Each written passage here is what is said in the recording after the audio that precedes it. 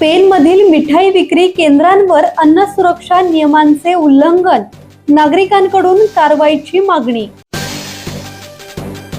अन्न आणि औषध प्रशासनाचे आयुक्त तुकाराम मुंढे यांनी राज्यभर भेसळखोर आणि नियमभंग करणाऱ्या व्यापाऱ्यांविरोधात मोहीम सुरू केली असतानाच पेन तालुका आणि शहरात काही मिठाई विक्री केंद्रांबाबत गंभीर तक्रारी समोर आल्या आहेत।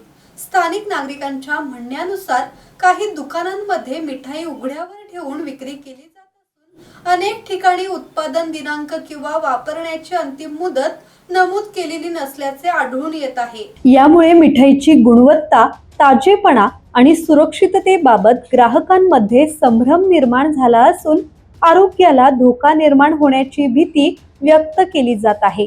विशेषतः सण उत्सव आणि वाढत्या उन्हाळ्याच्या पार्श्वभूमीवर अशा प्रकारांकडे गांभीर्याने पाहण्याची गरज नागरिकांनी व्यक्त केली आहे।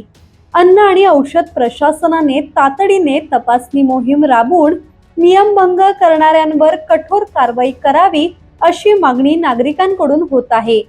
अनेक वेळा तक्रारी करूनही संबंधितांवर ठोस कारवाई होत नसल्याचा आरोपही करण्यात आला आहे।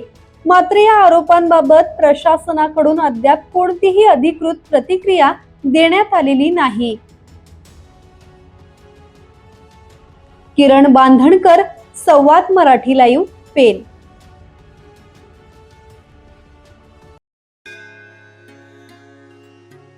श्री गणपती संस्थान महड, तालुका खालापूर, जिल्हा रायगड। श्री वरद विनायकाच्या भक्तांसाठी भक्त निवासाची सोय, स्वच्छता आणि 24 तास गरम पाणी, सीसीटीव्हीची नजर।